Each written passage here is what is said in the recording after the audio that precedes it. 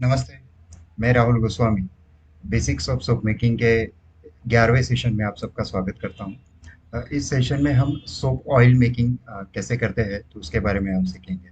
Basically soap oil जो है ये पंचगव्य के सोप है या आयुर्वेदिक सोप है, तो इन सब सोप्स बनाने के लिए ये काफ़ी फ़ायदेमंद होते हैं और इसकी वजह से जो है सोप की जो क्वालिटी है तो वो बढ़ती है अच्छे से। और इसके जो बेसिकली जैसे यूजेज है, तो जैसे स्क्रबर सोप बनाया जाता है पंचगव्य में या आयुर्वेदिक इसमें। तो इसमें सोप ऑयल जो है एक एज अ बाइंडिंग एजेंट का काम करता है और एक मॉइस्चराइजर के इसमें भी इसका काफ़ी बेनिफिट जो है वो होता है। आयुर्वेदिक सोप मेकिंग में भी इसके काफ़ी सारे जैसे जो तिल के तेल वगैरह है या अलग अलग ऑयल्स का इसमें इस्तेमाल कर सकते हैं।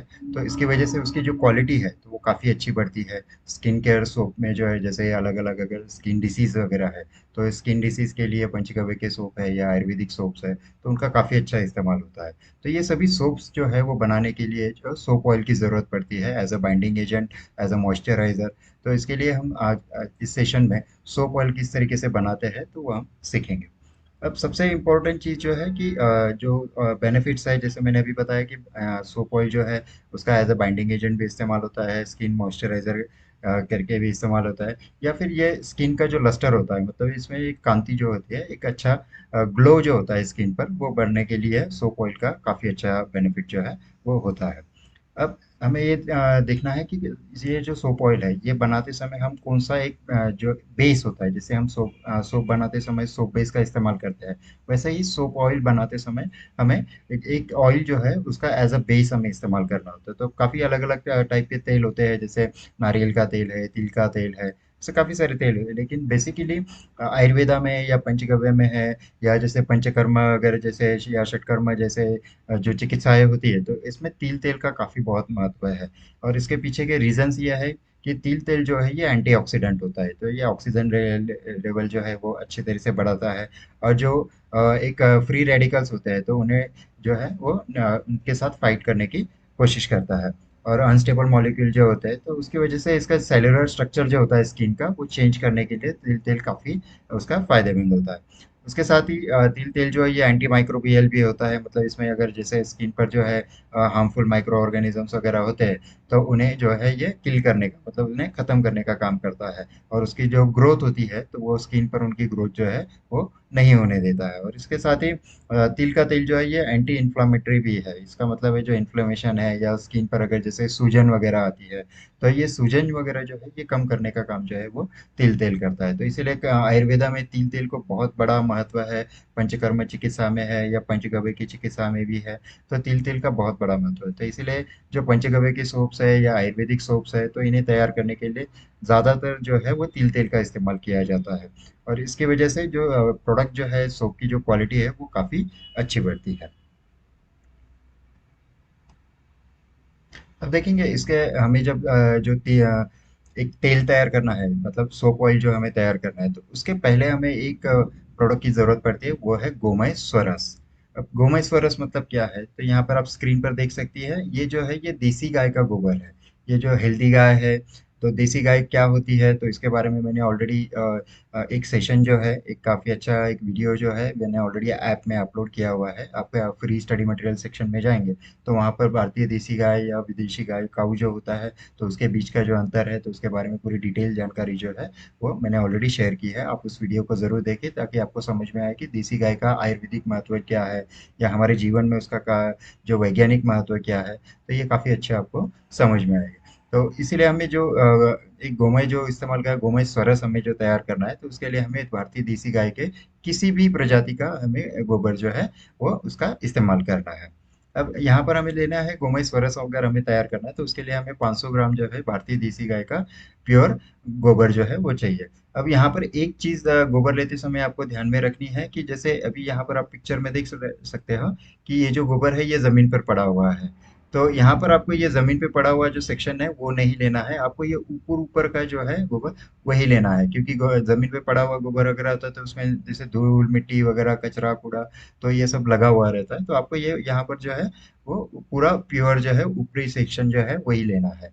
तो ये हमेशा बिल्कुल ध्यान से याद रखना है आपको। इसके साथ आपको लेना है 500 ml जो है आपको प्योर वाटर लेना है, जिसमें कूड़ा कचरा वगैरह कुछ ना हो। अगर कुछ रहेगा तो उसमें आपको एक सूती कपड़े से उसको एक बार आप छान के लीजिए, तो काफ़ी अच्छा हो जाएगा। तो वाटर पानी के अंदर भी अगर कुछ कूड़ा कचरा रहेगा तो वो पूरा निकल जाएगा।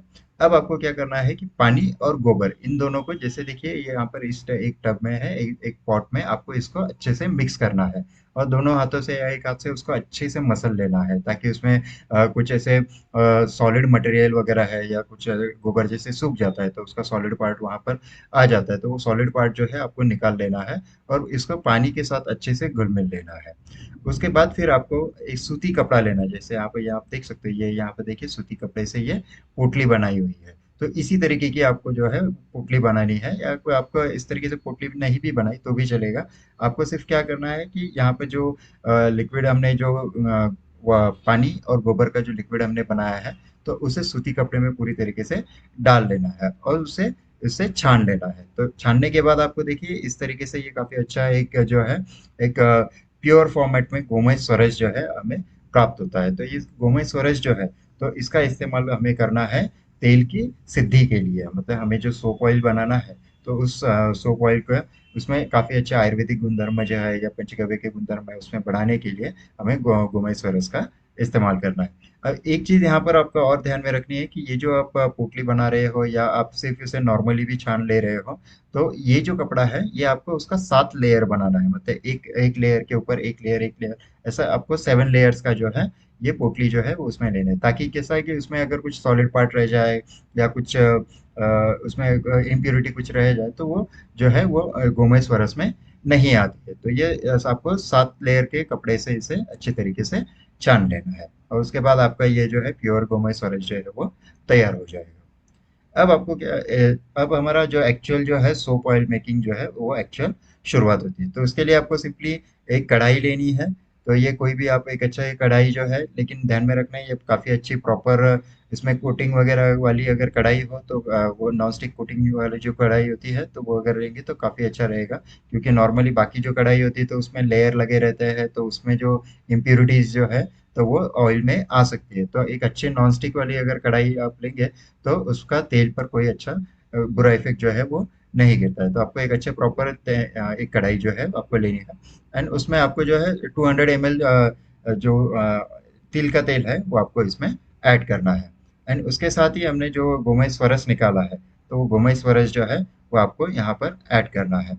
अगर आप 500 ml गोमय और 500 ml पानी का इस्तेमाल करके अगर आप गोमय स्वरस निकाल रहे हो, तो करीबन आपको 300 से 400 ml जो है वो आपको गोमय स्वरस प्राप्त होता है। तो उस केस में आपको तिल का तेल जो है आप 1 लीटर लीजिए, मतलब 1 लीटर तेल के लिए आपको 300 से 400 ml का गोमय स्वरस ये काफ़ी हो जाता है। तो यहाँ पर कढ़ाई में आपको 1 लीटर तेल डालना है और जो हमने गोमय स्वरस तैयार किया है जो 300 से 400 ml होता है वो आपको यहाँ पर इसमें ऐड करना है।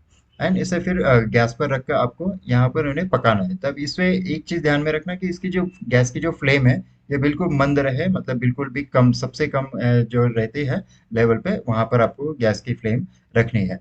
क्योंकि आयुर्वेदा में आप कोई भी अगर प्रोडक्ट बनाते हो तो जब उसमें अग्नि संस्कार होता है तो अग्नि संस्कार के समय हमेशा ध्यान रखना है कि जो फ्लेम होती है वो सबसे कम लेवल पे होती है। उसे अचानक से या बड़े फ्लेम पर उन्हें कभी भी कोई भी उत्पाद है या कोई भी दवाई है या कोई भी प्रोडक्ट है तो उन्हें बड़े फ्लेम पर कभी भी उसे बॉइलिंग जो है वो नहीं किया जाता है। तो ये हमेशा ध्यान में रखना है कि आपको जो फ्लेम है वो बिल्कुल सबसे लास्ट जो है, सबसे मिनिमम जो है तो उसमें रखना है।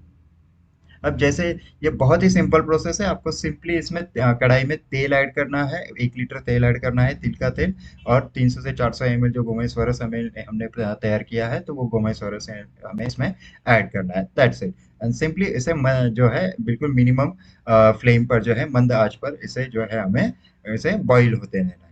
तो जैसे जैसे ये बॉइलिंग जो है ये होते रहेगा तो आपको एक फर्क इसमें दिखाई देगा कि तेल का कलर जो है वो थोड़ा थोड़ा ये हरा होते जाता है, ये ग्रीनिश होते जाता है।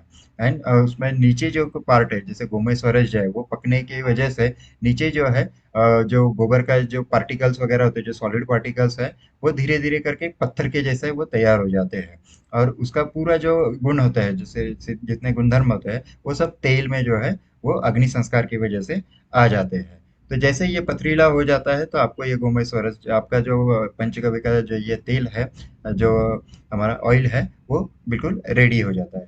अब इसके लिए आपको क्या करना है, तो आपको इसके लिए जो है ये वाति परीक्षण होती है, जिसे बत्ती परीक्षण भी कहते हैं, तो वो हमें करना है। तो बत्ती परीक्षण क्या होता है कि जैसे हम दिया जलाते हैं, तो इसकी ये देखिए ये जो बत्ती है, तो इसे सिंपली थोड़ा तेल में भिगो लेना है एंड इसे जला लेना है। इसमें इस वजह से अभी ये जो बत्ती है, तो इसको हमें ये जो तेल हमारा तैयार हुआ है, तो इसमें हमें डुबो के रखना है एंड उसके बाद उसको जलाना है। तो अगर हम जैसे आप बत्ती जलाते हैं, तो उसमें अगर चट चट जैसी आवाज आती है, जैसे क्रैकर वगैरह फूटते हैं ना, तो उस तरीके से अगर आवाज आती है, तो इसका मतलब है कि इस तेल में ये तेल अभी तक पूरा तैयार नहीं हुआ है और इसमें वाटर कंटेंट अभी भी बाकी है। तो उसे और थोड़ी देर जो है तेल को जो है मंद आंच पर जो है, कम से मिनिमम फ्लेम पर जो है वो उसे पकने देना है। उसके बाद फिर और 5 मिनट बाद, ऐसे 5-5 मिनट के अंतराल में आपको उसको जो है वो बत्ती परीक्षण ये करना है। तो जिस वक्त जो है, जैसे ये बत्ती जो है ये फिर से, और इसके लिए हमेशा नई नई, हर बत्ती परीक्षण के लिए आपको नई नई बत्ती जो है उसका इस्तेमाल करना है, और हर बार उसे ये तेल में जो है इसको डुबाना है और उसको फिर से जलाना है। तो अगर जब तक ये आवाज आना जो है वो बंद नहीं होता है, तब तक आपको ये तेल को जो है वो उबालते रहना है। तो जिस समय आपका ये बत्ती परीक्षण आप करते हो और उसमें जब चट-चट जैसी आवाज़ आनी बंद हो जाती है और जैसे दिया बिल्कुल मंद तरीके से जलता है, बहुत ही सुंदर तरीके से दिया जलता है, तो उसी तरीके से अगर वो बत्ती अगर जल रही है, तो इसका मतलब है कि तेल के अंदर के जितने भी वाटर कंटेंट है, वो पूरे खत्म हो चुके हैं और अभी जो तेल यहाँ पर बचा हुआ है, तो वो शुद्ध तेल जो है, वो सिद्ध हो गया है और सिर्फ वहाँ पर ऑयल ही अवेलेबल है। तो उसके बाद आपको जो है इस तेल को, ये आपका तैयार हो चुका है।